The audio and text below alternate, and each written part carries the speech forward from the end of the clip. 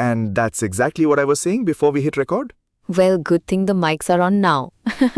Hey everyone, I'm Kavya. Welcome to Newspresso. I'm Vikram, and it's Friday, June 12, 2026. Let's get into it. Okay, we have to start with this political swirl in Delhi because it feels like one of those stories where the speculation is doing half the work. It really is. Mamata Banerjee meeting Sonia Gandhi, then Abhishek Banerjee speaking with Rahul Gandhi for about 90 minutes. That's enough to set off alarm bells anywhere. And yet both sides are basically saying calm down, nothing formal here. Exactly. They're calling it routine and stressing coordination within the India alliance and opposition unity. No merger has been acknowledged. Still, reports about TMC leaders possibly moving to Congress or taking senior posts make it feel bigger than a casual tea meeting. The pattern here is actually familiar. When there's anxiety about BJP's grip, opposition parties start thinking in terms of blocks, alignments, and survival. That doesn't automatically mean a merger, but it does mean the pressure is real. And then Bengal itself is adding fuel to the fire, with the rebel camp pushing for leadership changes and threatening to split the party. That's not exactly background noise. No, that's the part people shouldn't miss. The internal crisis in West Bengal is severe, and it's unfolding while the national-level opposition is trying to present unity. So if you zoom out, this is about two things at once: how to hold the India alliance together and how to stop Bengal politics from fragmenting further. And those two things may not be separable. What happens in Bengal could shape the broader opposition equation heading towards 2029. Alright, shifting gears, this one is just grim. A knife attack, then unrest spilling everywhere. Yes, a man in his 40s was seriously injured in North Belfast, and later Hadi Alodit, a 30-year-old Sudanese man, appeared in Belfast court charged with attempted murder among other counts. And then the reaction became its own crisis. Anti-immigrant protests spread and the violence started targeting ethnic minorities and migrant-owned property. That's right. There were confrontations in places like Sandy Nose Roundabout, Coleraine and Stormont, with police using water cannon and riot gear. Brakes, petrol bombs, other missiles, it just kept escalating. And homes and vehicles were set on fire. One house on Lenrick Street was burned, and the resident described watching his home burn after 13 years there. That tells you how raw this became. Oh wow. And families were forced to flee, which makes the whole thing feel even more destabilizing. Politicians reacted strongly. Michelle O'Neill called the scenes disgusting cowardice, and there were calls for those responsible to face the full force of the law. The victim, Stephen Ogilvie, is being treated for serious injuries, and his family asked people not to use the tragedy to fuel hostility or division. That's the key plea here: accuracy, calm, and not turning one violent crime into a wider social breakdown. But by midweek, authorities were still bracing for more unrest. So it's both a criminal case and a public order emergency. Exactly. And in Belfast, that combination can turn dangerous very quickly. Okay, moving on to markets, and this one is interesting because gold is usually where people run when they're nervous. But here it's not behaving so simply. The market is being pulled in different directions. Spot gold edged lower around the mid $4,000, while hot US producer price data changed the rate cut picture. May PPI was up 6.5% from a year earlier, which is pretty forceful. It is, and the link matters. Stronger producer prices mean the Fed may keep rates higher for longer. That tends to weigh on gold. But then you've also got Iran tensions in the Gulf keeping oil prices buoyant, which feeds inflation fears. Exactly. So gold is caught between two stories: inflation hedging demand on one side and the drag from firmer yields on the other. And there were those specific price levels too. Spot gold around $4,063.50 an ounce, silver near $63.24. Yes, though the broader message is more important than the exact tick. Traders are cautious, equities were steady or slightly higher, but people are waiting to see how the next inflation readings land. So the usual gold equals safe haven idea gets a bit complicated when inflation is the thing driving the fear. That's the whole point. When inflation itself is the shock, gold doesn't always get the clean boost people expect. And for regular holders, it sounds like the main thing to watch is energy prices, CPI, and whether central banks change their stance. Precisely. The market wants a cleaner signal. It doesn't have one yet. Alright, this next one is heartbreaking and really unsettling. A doctor found dead in a locked rented home, and the family says there's a long story of abuse underneath it. Dr Meenakshi Sood, a government doctor posted in Kapurthala, was at the center of the case. Her body was found after neighbors alerted police, who had to break in. And the allegations against her estranged husband, Dr Piyush Sood, are serious. Debt fraud, harassment, and claims of an extramarital affair. Yes, the family says loans totaling around 2.5 crore were taken in her name without her consent, and that about 45 lakhs had already been taken earlier for a vehicle and hospital expenses. There's also CCTV footage being cited by the family as evidence. But what's not clear yet is how the police will establish the full sequence. Right now, they're reviewing bank records and digital evidence. A case under abetment of suicide has been registered in some reports, and postmortem results are still awaited. The family believes the money stress and alleged abuse pushed her toward mutual divorce. But authorities are also examining the possibility of murder. And that's why this case is so difficult. It sits at the intersection of financial fraud, domestic abuse, and a death that still hasn't been fully explained. I keep thinking about the broader question here.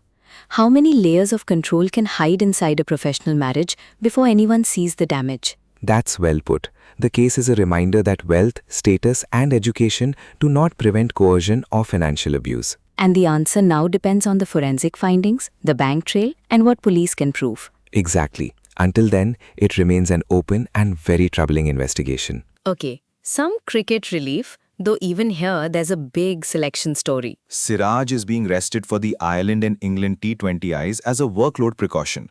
It's not being treated as an injury issue. And Prasidh Krishna comes in, which changes the shape of the attack a bit. It does. His height and bounds give India something different. And he'll have a clean run across 5 T20Is. Belfast first, then England. Shreyas Iyer is also taking his first T20I captaincy, and Surya Kumar Yadav is left out.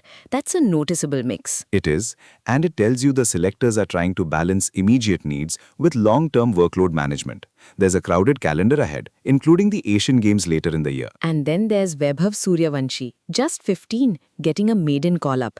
That's a pretty big signal about future planning. Yes, a real nod to depth.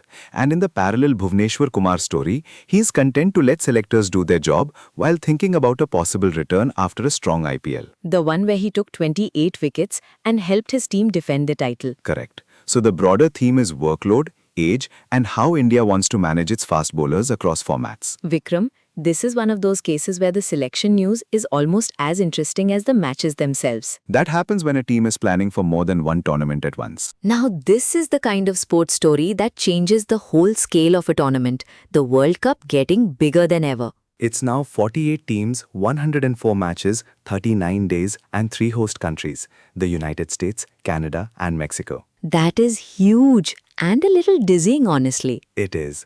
The opening match in Mexico City is Mexico against South Africa, and the final is at MetLife Stadium in New Jersey. Organizers say it shows how far football has grown and gives more nations a shot. Critics worry about competition and cost. Those are the two main objections, plus ticket prices, visa issues, and the political backdrop, including US immigration policy and the Iran conflict shadowing the event. So the football is enormous, but the context is even bigger. Yes, and there's a structural change too. A round of 32 is now part of the format, which changes how the knockout stage works. Lionel Messi and Cristiano Ronaldo being in the conversation makes it feel like an era-defining tournament too. Possibly their last ride on the world stage, yes. FIFA's Gianni Infantino is calling it the greatest show, but fans are obviously thinking about affordability and logistics. So if you zoom out, it's expansion on paper, but also a test of how much scale football can absorb before it starts feeling unwieldy. That's the tension. More access, more drama, more complexity. And speaking of pressure, England seemed to have found a very different kind of mess, this one off the field. A nightclub visit in London after the win over New Zealand has led to Ben Stokes and Gus Atkinson being left out of the Oval match squad. Joe Root comes back as interim captain, which is an interesting reset. It is. The ECB is investigating a breach of team protocols, and it's also taking a broader look at England's drinking culture. That phrase alone tells you this isn't being treated as a one-night problem. No, the story is really about discipline, consistency, and what the team stands for after months of scrutiny over off-field issues. And there's history sitting behind it too. Hard winter, shaky ashes, Harry Brooks' curfew history, Root's steadier presence. Exactly. The decisions are being weighed carefully, with some warning against overreacting and others saying the team has to stop repeating the same pattern. On the cricketing side, Jofra Archer returns and Jordan Cox is added, so there's still a match to play. Yes, but the larger question is leadership. Stokes has time to think about his future, including the captaincy, and the coming days will matter. It's funny because this reminds me of how often sport becomes a morality play, whether people want it to or not. And this goes back to trust. Fans forgive losses. They are less patient with repeated off-field chaos. Okay, from cricket controversy to something much more reflective.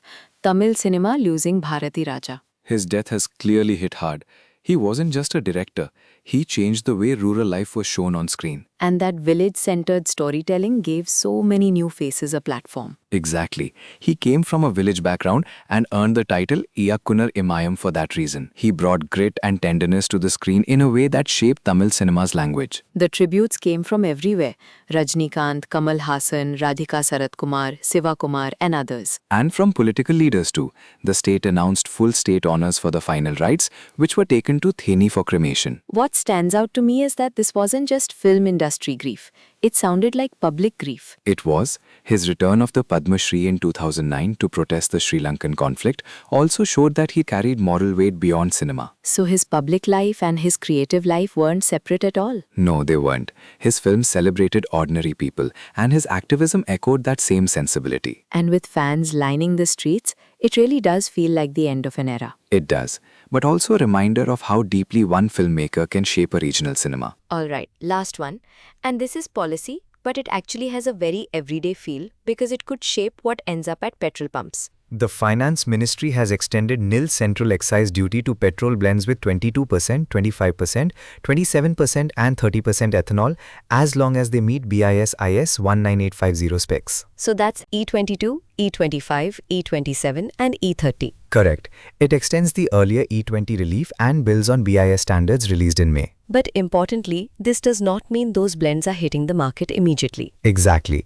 Officials are framing it as scaffolding, a tax and regulatory setup for possible future adoption, pending testing and vehicle compatibility. Industry seems pretty happy though. They are. Sugar stocks rallied and ethanol-focused investors saw this as a clearer roadmap. The policy supports domestic ethanol use, cuts crude import dependence, and ties into energy security. And the consumer piece is still hanging there, right? Because the benefits only matter if they actually reach drivers. That's the crucial point. Analysts are watching consumer trust, vehicle compatibility, and state tax alignment. I guess the big picture is that India already hit its E20 target early, and now it's laying the groundwork for a staged move towards higher blends. Yes, this is not a finished rollout, it's a directional signal. Which is very policy of it. The quiet setup before the visible change. That's right, and we'll know more when trials, vehicle readiness, and pricing questions start to line up. Alright, that's us for today on Newspresso. Thanks for hanging out with us. Stay tuned, and we'll be back soon.